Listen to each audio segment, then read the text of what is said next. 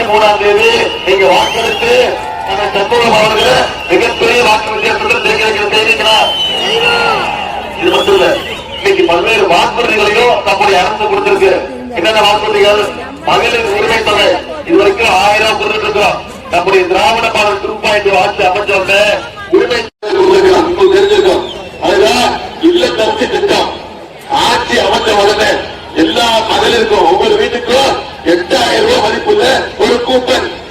அந்த கூப்பனை வச்சு உங்க வீட்டுக்கு தேவையான எந்த விதமான மின்சார எலக்ட்ரானிக் சாதனங்கள் எது வேணா வாங்கிக்கலாம். டிவி வேணுமா டிவி, பிரிட்ஜ் வேணாமா பிரிட்ஜ், மிக்சி வேணுமா மிக்சி, இப்படி எந்த விதமான மின்சாரத்தையும் நீங்க அதுல வாங்கிக்கலாம். இதெல்லாம் நிச்சயம் நிறைவேற்றணும்னா மீண்டும் திராவிட முன்னேற்ற கழக ஆட்சி அமைக்கணும். நம்முடைய அரசு கடந்த 5 வருஷத்துல இத்தனை திட்டங்கள் செஞ்சதுனாலதான் இன்னைக்கு தமிழ்நாட்டிலேயே இந்தியாவிலேயே தமிழ்நாடு நம்பர் 1 ஸ்டேட்டாக நம்பர் 1 மாநிலமாக இன்னைக்கு 11.19% வளர்ச்சியோடு முதல் இடத்துல நம்முடைய தமிழ்நாடு வந்திருக்கு. இத்தனை திட்டங்கள் செஞ்சிருக்கோம். ஆனா ஒன்றிய அரசு நமக்கு கூட நிற்கிறா? நம்ம கேட்கிற நிதியை கொடுக்குறாங்களா? ஒன்றிய அரசு கொடுக்கறது இல்ல. தமிழ்நாட்டுக்கு எந்த திட்டத்தையா கொடுக்குறாங்களா? கொடுக்கறது இல்ல. ஆனா இதையெல்லாம் மீறிதான் நம்முடைய முதலமைச்சர் அவர்கள் மக்களுக்கு என்னென்ன தேவைங்கிறத பார்த்து நம்முடைய முதலமைச்சர் அவர்கள் செஞ்சுட்டு இருக்காங்க. இது தொடரணும். மீண்டும் அதிமுக அடிமையாட்சி தமிழ்நாட்டுக்கு ஒட்டக்கூடாது. இன்னைக்கு அதிமுக மோடியும் அமித்ஷாவையும் கூட்டிட்டு வராங்க. பிரதமர் மோடி அவர்களும் அமித்ஷாவும் வராங்க. தமிழ்நாட்டுக்கு வராங்க தவிர தமிழ்நாட்டுக்கான திட்டங்கள் வருதா? தமிழ்நாட்டுக்கான நிதி வருதா? எதுவும் வரதில்லை. தமிழ்நாட்டுக்கு எதுவும் செய்யாத பாஜக தமிழ்நாட்டிலிருந்து அப்புறப்படுத்தலாம். அதிமுகவுக்கு போடுற ஓட்டு பாஜகவுக்கு போடுற ஓட்டு. இந்த தேர்தல் நீங்க ஞாபகம், இது தமிழ்நாட்டுக்கும் டெல்லிக்குமான தேர்தல். மோடியா தமிழ்நாடு பார்க்கக்கூடிய தேர்தல். நாம ஒவ்வொரு முறையும் டெல்லியை ஓட விரட்டி இருக்கோம். மோடியும் அமித்ஷாவையும் ஓட விரட்டி இருக்கிறோம். இந்த தேர்தலில் மீண்டும் மோடியும் அமித்ஷாவையும் ஓட விரட்டுங்க.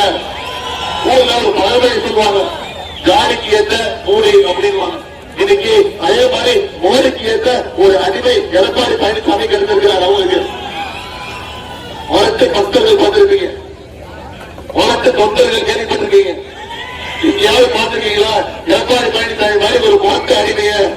அப்படிப்பட்ட ஒரு குளத்து அடிமைய இந்த தேர்தலும் நடத்தி விடுங்க. 10 தோல்வி பழனிசாமிய மொத்த தோல்வி பழனிசாமியாக்கி அடிச்சு நடத்தி விடுங்க. செய்வீங்களா? நிச்சயம் செய்வீங்களா? இதையெல்லாம் மீண்டும்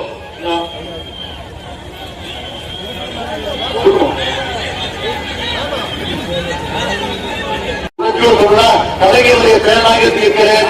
அதன் சமூகங்களுக்கு உதயசூரியன் வாக்களித்து 23ஆம் தேதி மிகப்பெரிய வெற்றியை நீங்க தேர்தல் செய்வீங்களா?